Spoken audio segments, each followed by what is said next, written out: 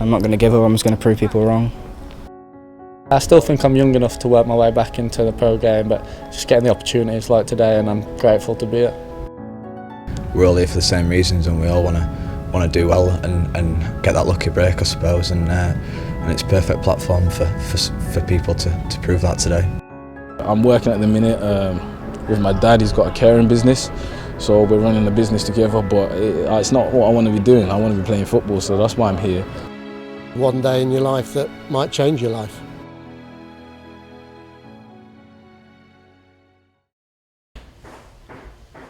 Southampton was good. I was there from the age of 10, so I stayed there all the way up until 18. Left after the end of my scholar.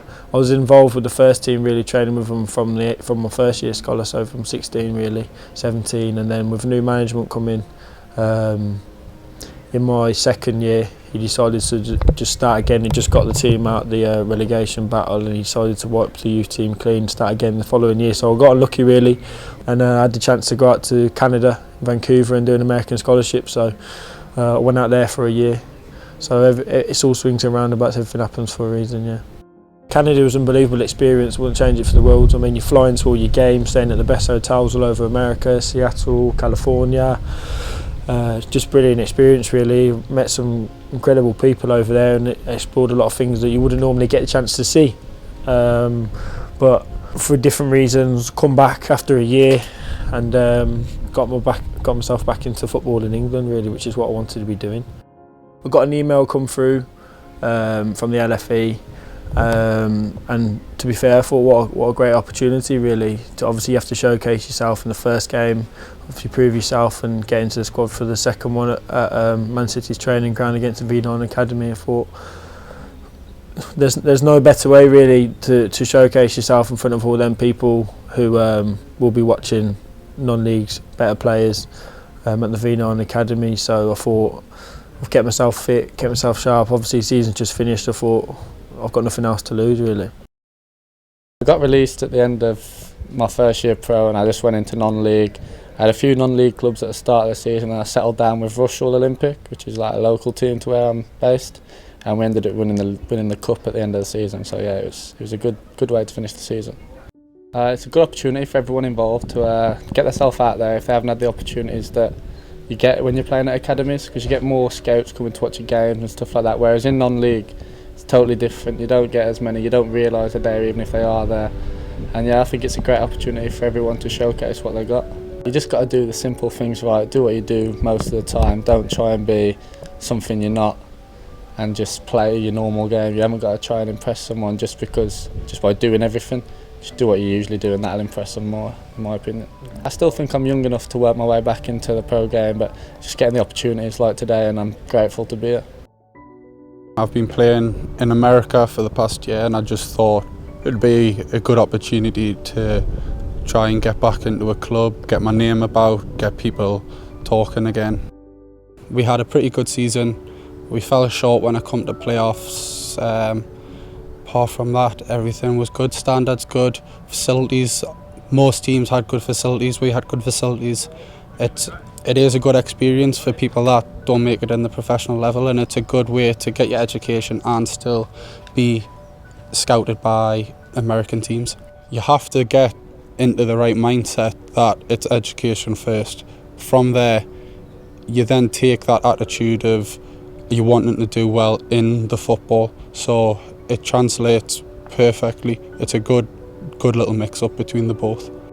The aim is to graduate with the Global Marketing Management degree, but to then go pro.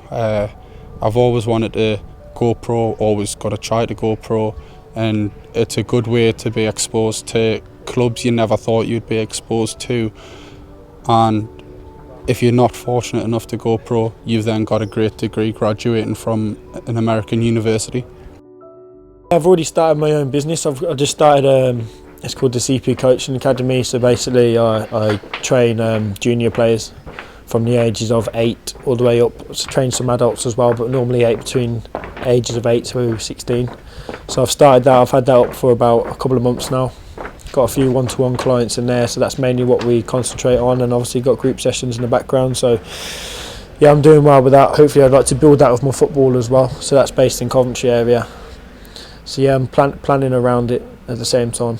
There's not many young coaches who are playing the game and are trying to live the journey at the same time. So that's what I want to do for the lads. I want to experience a journey whilst helping them get themselves on the ladder and improving. And my love is obviously for football. Obviously with the coaching, you only work out of hours from when the kids finish school, so it's between the times of 4 till 8. So that gives me during the day to go to the gym, get my work in, get my conditioning stuff in, do my extra training for my football. So it's going hand in hand really together. It's been a good learning curve playing against some decent footballers. Just getting back fit again and just hopefully catching eyes on the sideline scouts wise. Meeting new people, just speaking to people, just getting good feedback. So yeah, I've been playing well, so I've enjoyed it. Definitely recommend people to do it if they've been released, because it's another opportunity for you. You never know what could happen for you at the end of it. I just kept a positive mindset. I just thought, I'm not going to give up, I'm just going to prove people wrong.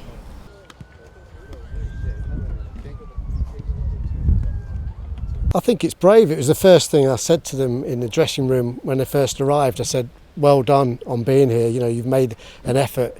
Players have come from all over the country, some from close to here, some from down in south of London, East Anglia, North East, all over the place.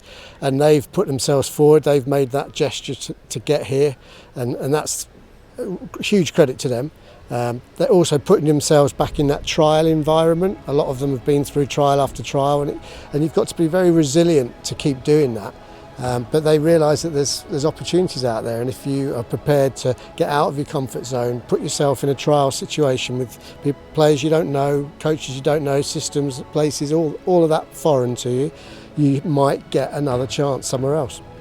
The whole point of this is to give another opportunity to players who've been on the LFE programme. Some have finished this summer, some finished 4 years ago, and to give them a chance to be seen by the scouts from Jamie Vardy's academy, V9, and to have another chance next week at Man City against the V9 academy players, which will be a step up from this, but the boys will at least know who each other are and should be better prepared for that. It's a big opportunity next week. There'll be more scouts there. It will be a grander occasion, I guess, but you know, this is what we're in football for, opportunities like this.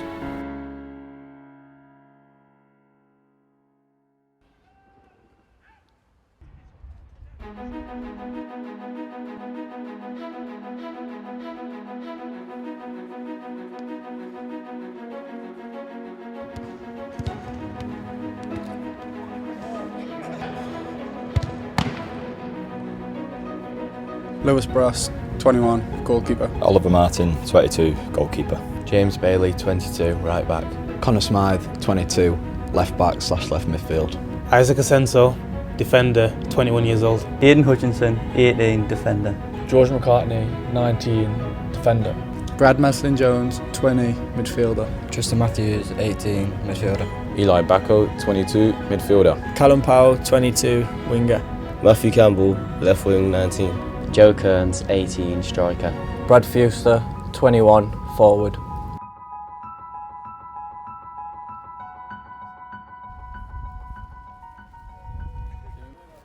Myself and Jordan led the process over the last 3-4 months, you know, going around the country, like I say, doing about 3,000 miles a month, going from Lewis to Morpeth, looking at players, drawing upon the applications that we've had through, a lot of applications, plus all the recommendations, and then trying to cut it down to 42 players, which was quite a tough process because obviously a lot of good quality players for us to select from, and I think we've done, we're happy with the 42 that we've ended up with.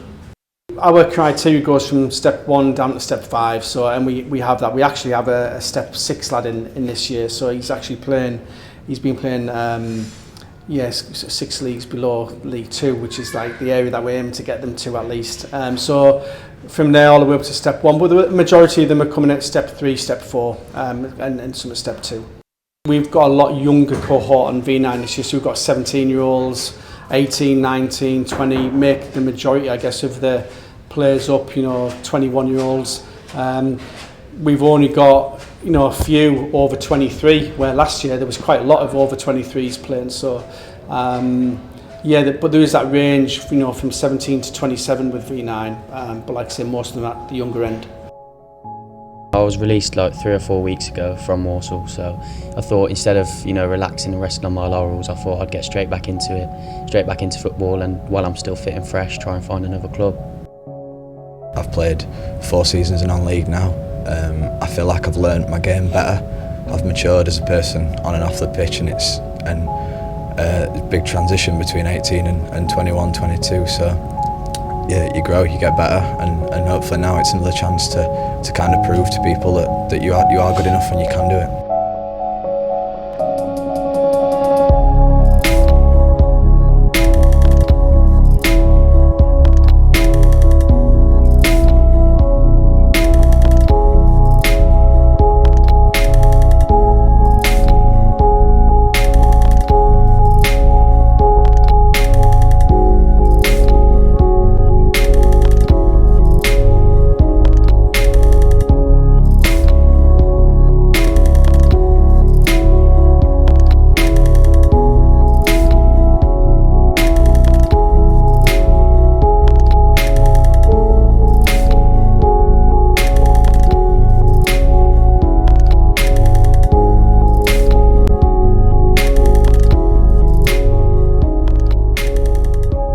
I don't think the scoreline does the game justice really, because I thought our team played well.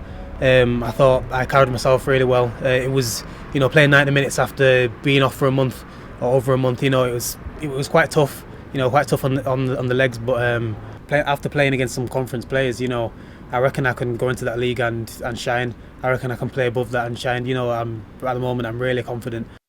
I really enjoyed it actually. I was playing against FE Young, plays for Woking, and he's a right unit, isn't he?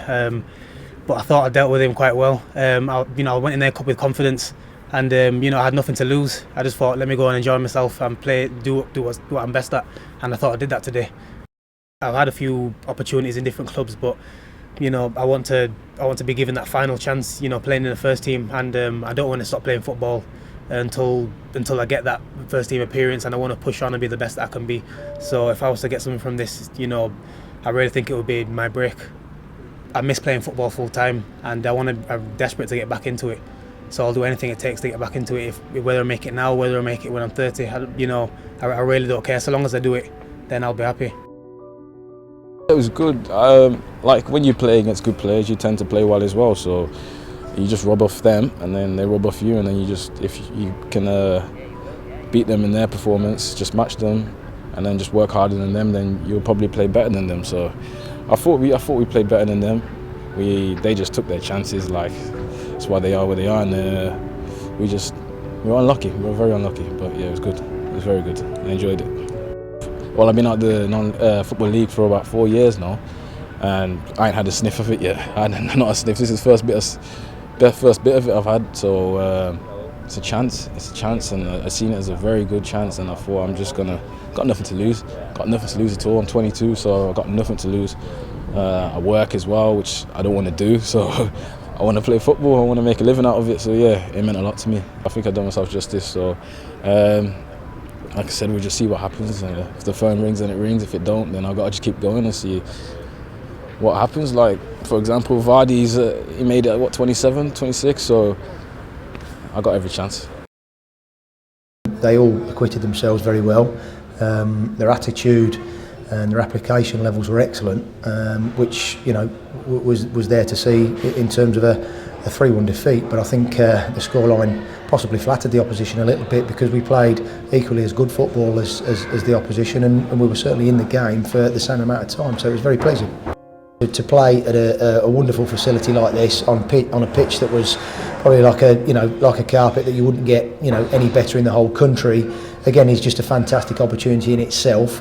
But to play in front of the amount of scouts that were here, that were clearly interested in what was going on here today. As we said to them before the game in the changing rooms, you know, the fact that the scouts are here, they're not here only to watch the V9 boys. You know, it's just a great opportunity for them to take advantage of the fact that, you know, whilst they're looking at the V9 boys, they're also looking at the LFE boys.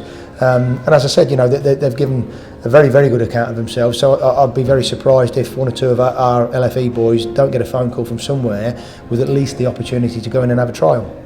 Our message after the game was that the boys had obviously given a good account of themselves, and the fact that they'd played an integral part in what we felt was a very even game with some good football from both teams. For me, the actual scoreline was irrelevant, as much as you'd like to win before the game. But what we did say to the boys was, make sure that you come off the pitch ensuring that you've done everything you possibly can individually to leave that lasting impression on anybody that was watching, and I think our boys certainly did that. And our final message to them was, persevere with your own ability and persevere with what you want to do in the game, because if somebody's taken from the V9 Academy on the back of what was seen today, I think our boys could safely say to themselves that they certainly matched them on the pitch. Therefore, if they see somebody else that's got the opportunity to go and play in the league club this year, like 2 or 3 boys were last year from the V9 Academy, there's nothing to say that our LFE boys can't go and do that in the next 3 or 4 years as well. They acquitted themselves really well. It's similar to the V9 lads. They've all been shot together, last minute. The LFE had a warm-up game last week. The V9 lads had a good day together yesterday. So for what was it, 28 players out of the 2 squads, for them to be thrown together and play a game of that quality, I thought was really good, and testament to the coaches who've set that structure and set them up well, but also the ability of the players as well. What I always say about V9 is it's about them having an amazing experience regardless of whether they get picked up by a league club or not, because it's common sense that not all 42 are going to make it into the league. Nobody's thinking that, but what we have control of here with V9 is making sure the 42 V9 players have an amazing time while they're here at the Etihad in this incredible environment. And I think that's why it's good for organisations like the LFE to provide their members with an opportunity to come to such world-class facilities to play in this environment that the Man City players are training every day. And not everyone gets that experience. Even experienced league players don't get ever to come here. So for these lads to actually have that opportunity, I think is it's brilliant for them.